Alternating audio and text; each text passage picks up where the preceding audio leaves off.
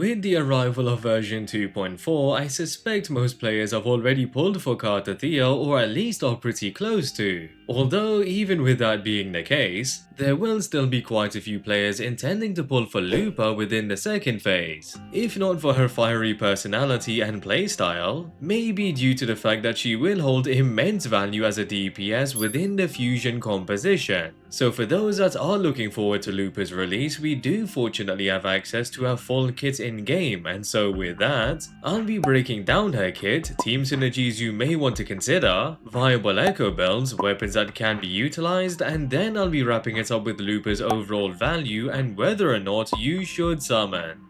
As always, if you are interested in more WutheringWaves content, would very much appreciate it if you could subscribe and drop a like if you enjoyed the video. Though just before we dive right in, if you are perhaps looking to pick up some Lunites to ensure you can pick up either one or possibly both characters within this update, then you'll definitely want to check out this sponsor. Lootbar is a safe and reliable top-up platform that allows you to pick up game currency for an even lower price than in-game. Such as in WutheringWaves, you are able to pick up selected items with up to 21% off. So if you are thinking about picking up some Lunite or even just renewing your Lunite subscription, then you may as well pick it up from Lootbar and save some money. All you need to do is head to the website and click on whichever pack you would like to pick up, then fill out your game account details, choose your preferred payment method, and in a couple of minutes you will receive your Lunites. Also, it's fair to mention that the double top-up bonus will be provided even when going through Lootbar, so you aren't missing out. Lastly, as of now, new users are eligible for a 10% off coupon, along with a bunch of other coupons for an extra discount.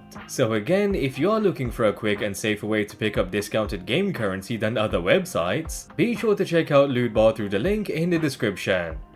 Before anything, it would make much more sense to just dive into the core of Lupa's kit and touch upon her Forte Gauge. Lupa's gauge in specific can hold up to a max of 100 points of wall flame and can be accumulated pretty much via most attacks, ranging from normal attacks to resonant scales and the resonant liberation. Now, unlike most characters that would just need to focus on the Forte Gauge, Lupa will have a secondary set of points known as Wolf Faith that will need to be accumulated in order to access some of her more valuable abilities. In addition, the maximum amount of Wolf Faith points that can be held are 2 points, and each point lasts for 10 seconds, which end up converting into 50 points of Wolf Flame if you do exceed the 10-second duration.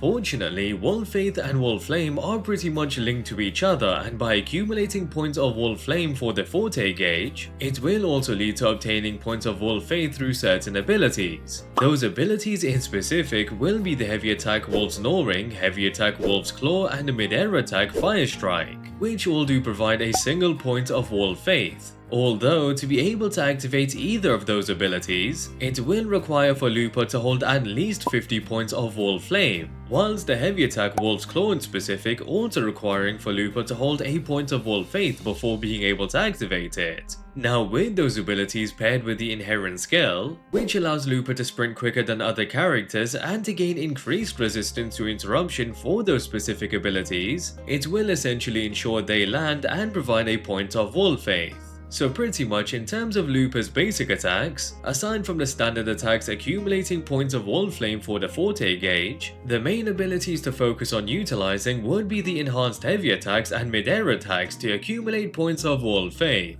Now, regarding the Resonant Skill, there will in fact be 2 Resonant Skills that can be activated one after another. Activating the Resonant Skill She-Wolf's Hunt allows Lupa to hurl towards the target, dealing fusion damage and accumulates 15 points of Wolf Flame. In addition to that, the ability will mark the target for 8 seconds, which will be quite valuable for the second Resonant Skill since upon activation, it will deal fusion damage towards enemies and accumulates 15 points of Wolf Flame. But also the damage multiplier will be increased by 50% towards targets that are marked. Alongside the Inherent Skill, defeating marked targets with the second Resonant Skill will reduce the cooldown of the first Resonant Skill. So the standard skills will be capable of dealing considerable damage and can see quicker activations paired with the Inherent Skill, though ultimately won't be utilized much since they are replaced by Lupa's enhanced resonance skills, which are accessed through the Forte Circuit. The Resonant Liberation in particular will be a major aspect of Lupa's kit, since not only will it be capable of dealing a significant amount of damage, but also will be where she can provide a few valuable buffs for her allies. Upon activating Fire Kissed Glory, Lupa deals fusion damage whilst consuming all Wolf Faith and restores 100 points of Wolf Flame. Paired with the inherent skill, attacks of all resonators in the team will ignore 3% of fusion resistance. But for each fusion resonator in the team aside from Lupa will increase the effect by an additional 3%.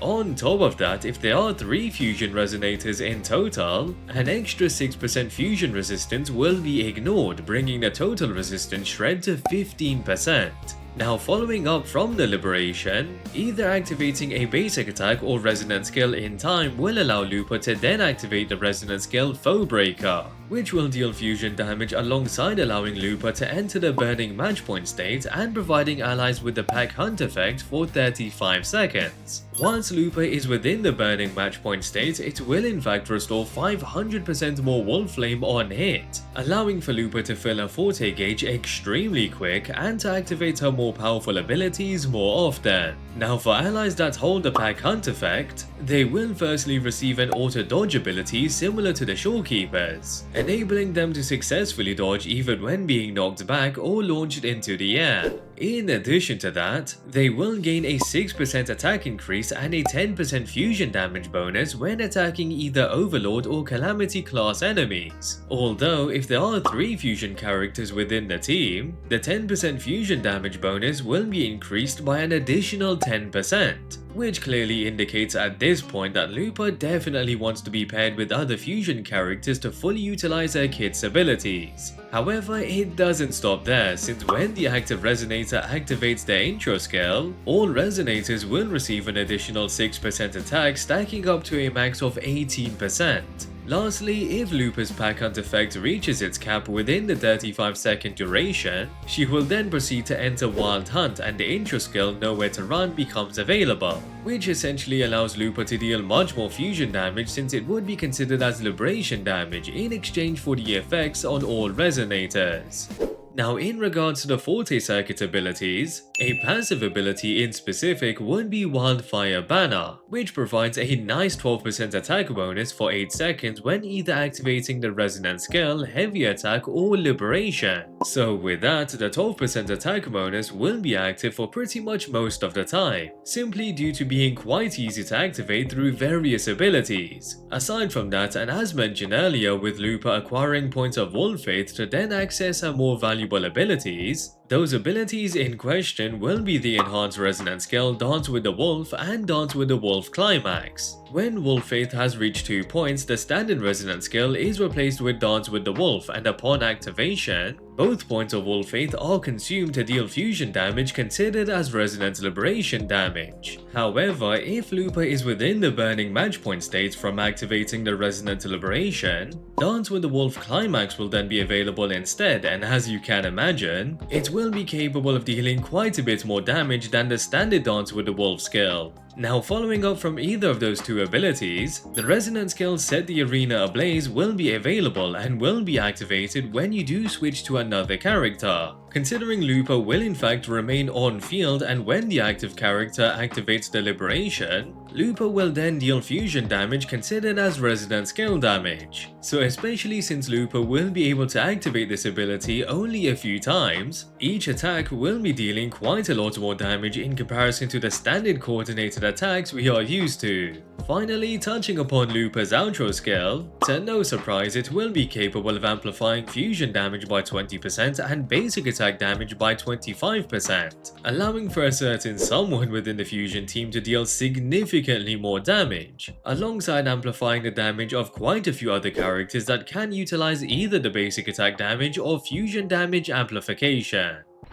Now, speaking of characters that can synergize with Lupa, it's pretty obvious that the Mono Fusion team consisting of Lupa, Changli, and Brant will be the best composition to utilize. Not only since it will allow Lupa's boss for her allies to reach max potential, but also since their outro skills are in perfect harmony. Considering Brant will buff Changli's damage significantly, then Changli would buff Lupa's, and then Lupa would buff Brant. In addition to that, all three characters are burst damage dealers, allowing for the entire team to flow very smoothly and for buff durations to not really be an issue to worry about. Lastly, with the fact that Brant is able to heal and provide a shield to the active Resonator, whilst Lupa provides buffs to increase the team's damage and auto-dodge ability and attacks from off-field, there will essentially be enough support to warrant not having a dedicated support such as the Shorekeeper or Verena. So with that, the Monofusion composition won't only be Lupa's best team, but will definitely be one of the best compositions within the game. Of course, not every player will have access to that specific team as all three are limited characters, but there are other fusion characters that can definitely work as well, such as Encore and Chishia. In specific, they would be able to replace Changli and can be utilized alongside Brant and Lupa, allowing for Lupa's buffs to still reach max potential and for Encore in particular to benefit significantly from either outro skill. Additionally, if you don't have Brant, then you can choose to go sustainless and utilize another fusion character, but that might not be the best idea if you aren't great at parrying or dodging.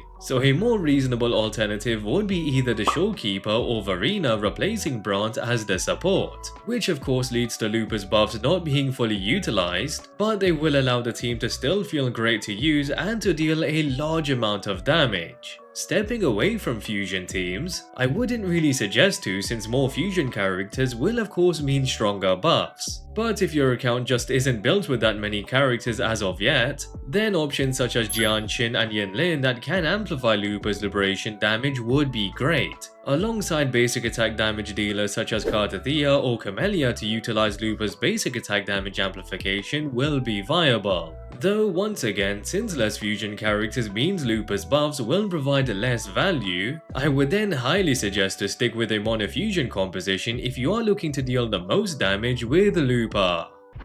As for viable echo builds, without a doubt the brand new Flaming Clawprint set will be the best echo set for Lupa to utilize, given the 2-piece set will of course provide a 10% fusion damage bonus, alongside the 5-piece essentially providing a 15% fusion damage bonus to all resonators when the wielder activates their liberation, whilst also increasing the wielder's liberation damage by 20% for 35 seconds. So not only does the 35-second duration from this set perfectly sync with Lupa's pack hunt effect, which also lasts for 35 seconds, but it will also increase the primary source of damage from Lupa's most valuable abilities. So the Flaming Clawprint is pretty much an echo set tailor-made for Lupa, especially with the new 4-cost echo providing a bonus towards fusion and liberation damage. It does make this a perfect set to enable Lupa to deal the most damage possible. Now you do certainly have some time before Lupa's release to farm for this set, but if somehow you don't manage to build a solid 5-piece set or are watching this a bit late, the standard Molten Rift set will pretty much be the only alternative set, considering it does provide the usual 10% fusion damage bonus alongside providing an additional 30% fusion damage bonus when using a resonant skill. So if not the Flaming Clawprint Echo set, the Molten Rift will be viable until you have built a solid Flaming Clawprint set.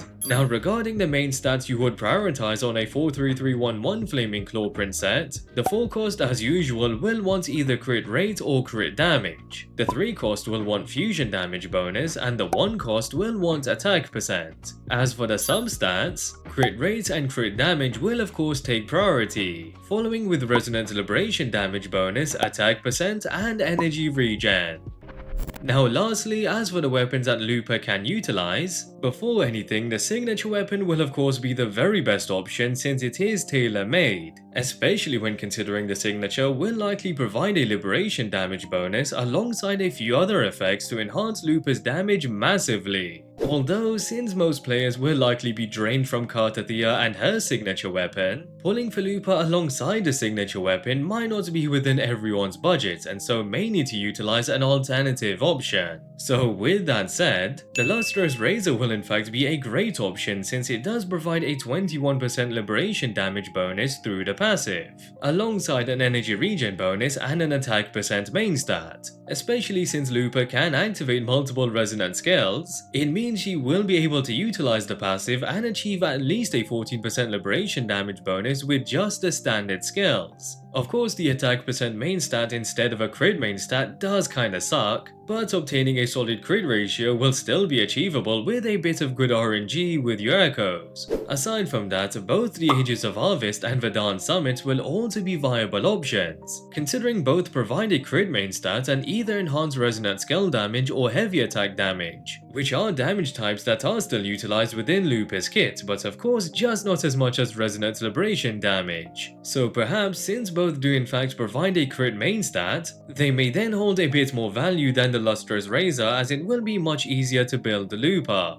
Aside from those, the Autumn Trace will be a solid 4-star alternative due to its crit main stats and attack increase from the passive, alongside possibly the Helios Cleaver due to simply being an attached stat stick. Though with the fact the Lustrous Razor is a selectable standard banner weapon, it means that it should be your last resort if you can't pull the signature or don't have any other limited 5-star broad blade. All in all, Lupa is certainly going to be an incredibly stacked fusion DPS, considering she does provide a ton of buffs and support whilst also dealing a lot of damage through her abilities on-field and off-field. So you could definitely consider Lupa to pretty much be a DPS and support in one, which then means she will certainly hold a lot more value over DPS characters that only focus on dealing damage. Of course, the requirement of being alongside 2 other fusion characters to fully utilize her buffs could be considered as an issue for quite a few players, since with less fusion characters will of course lead to less damage being dealt. However, I do believe Lupa will still be worth it, as she will definitely be able to deal enough damage to clear majority of content. Though of course to utilize Lupa at her best in terms of comfort and damage, she will definitely want to be with other fusion characters, specifically Changli and Brant, which is then something you will need to consider before you pull. I guess with that being said, the fact there will be more fusion characters to release, such as the speculated fusion DPS Galbrenna, Lupa will also be able to synergize with them and provide incredible value to many future characters. Overall, Lupa isn't exactly a must-pull due to the standard fusion composition consisting of Changli, Brant and a support already performing incredibly well, but she will definitely enhance the team to deal more damage and will certainly provide a lot of long-term value for your account. And with that, I hope you guys enjoyed the video. I'd really appreciate it if you could subscribe for more WutheringWaves content, and if you enjoyed the video, drop a like. Also drop a comment down below on your thoughts on Lupa and whether or not you will be picking her up. And yeah, hope to catch you guys in the next one.